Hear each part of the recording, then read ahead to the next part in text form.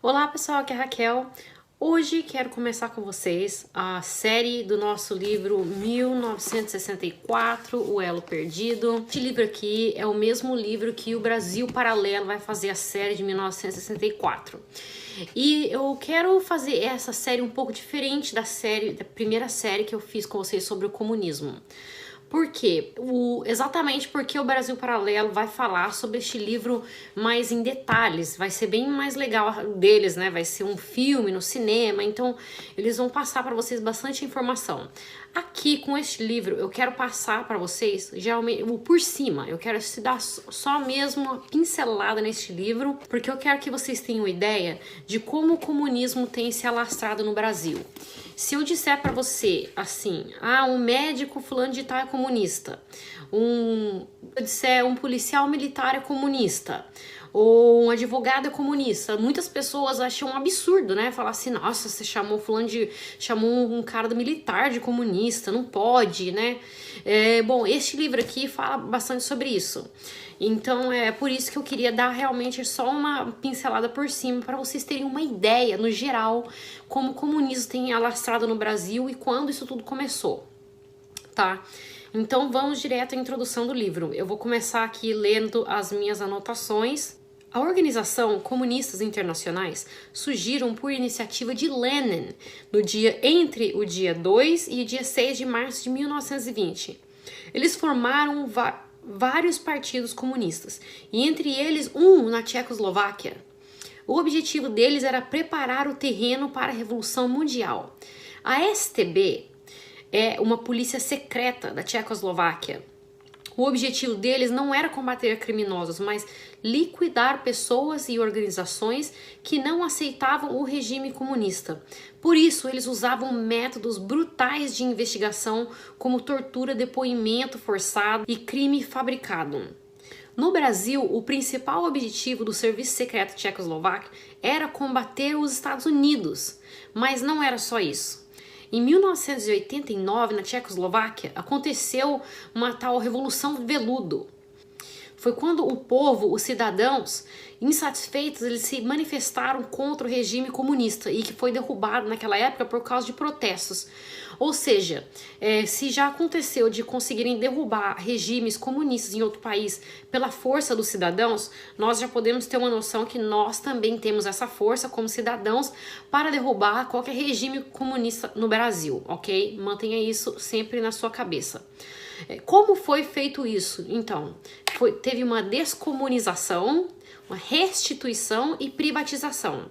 Em 1993, o parlamento aprovou uma lei condenando o regime comunista como um regime criminoso. Então, o governo passou a liberar documentos da era dos comunistas ao público. Está disponível ao público todos esses documentos para pesquisa, caso qualquer pessoa desejasse.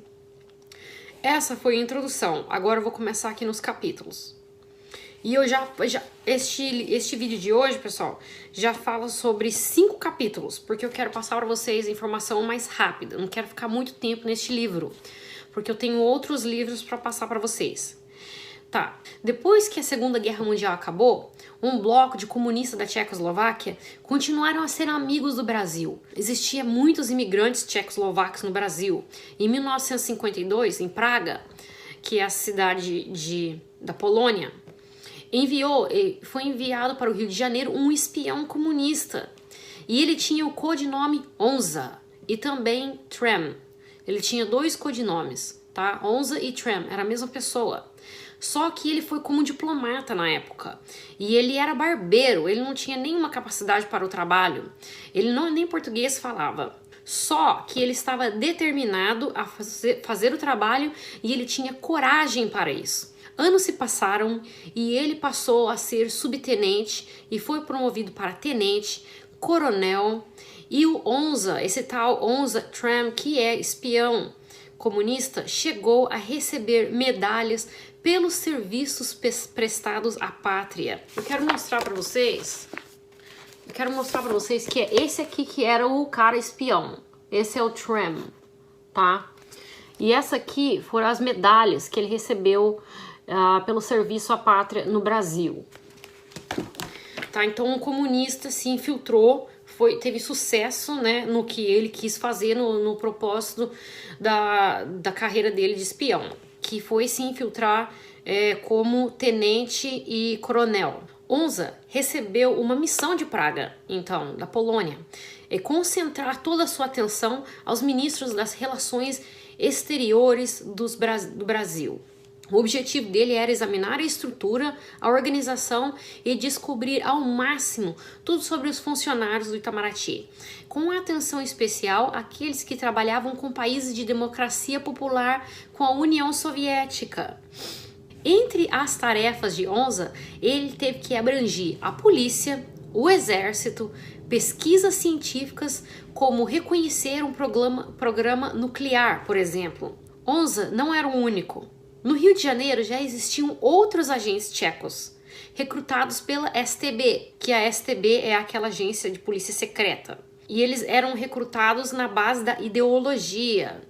Esses agentes também eram chamados de colaboradores ideológicos. Geralmente as pessoas que eles recrutavam já eram comunistas ou pessoas que tinham fortes opiniões progressistas, que decidiram então voluntariamente contribuir para a STB.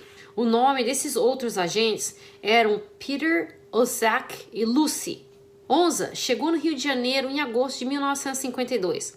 Quando ele chegou, ele mandou uma mensagem de volta para a STB dizendo: "Eu informo que cheguei no local para onde foi enviado." Ele disse que recebeu um apartamento onde morou com outro funcionário da embaixada, descrevendo o local como um chiqueiro para porcos. O antigo barbeiro tcheco diz que todo o povo é educado em um espírito de desprezo para com o trabalho. O que se pode observar, por exemplo, quando as faxineiras se recusam a limpar as janelas e os assoalhos, o que obriga a contratação de mais faxineiras, especialmente para isso. Homens e mulheres têm as unhas tratadas e todos querem a qualquer custo causar uma impressão de que não precisam trabalhar.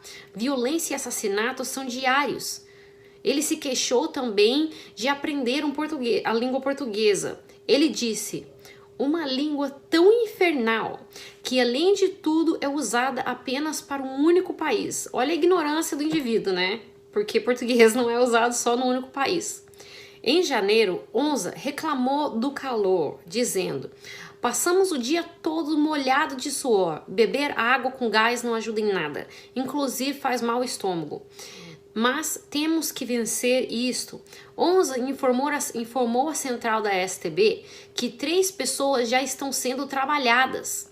Então, o que eles faziam naquela época, pessoal? Eles avaliavam as pessoas para saber quais são os ideais da pessoa, a ideologia, né? A pessoa, o caráter, a moral.